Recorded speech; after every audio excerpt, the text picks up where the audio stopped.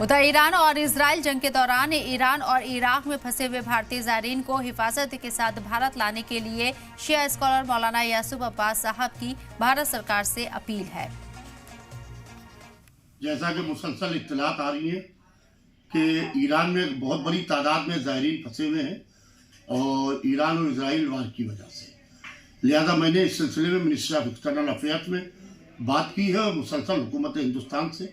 मेरी बातचीत कई मंत्रालय में जारी है। इस सिलसिले में मैं पूरी कोशिश कर रहा हूँ और मैं बाकायदा गुजारिश करता हूँ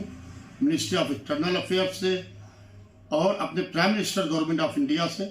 कि जो ज़ायरीन हमारे ईरान में और इराक में फंसे हुए हैं, क्योंकि ईरान में भी एयरपोर्ट सारे क्लोज हो चुके हैं, बंद हो चुके हैं और इराक में भी सारे एयरपोर्ट्स बंद हो चुके हैं, तो बहुत बड़ी तादाद में हमारे हिंदुस्तान के काफिले वहाँ के ऊपर रुके हुए हैं और दूसरे ममालिक के भी काफिले रुके हुए हैं। लिहाजा वहाँ से उनको साथ खैरियत के लाने का इंतज़ाम हुकूमत हिंदुस्तान करे और मैं अल्लाह से दुआ करता हूँ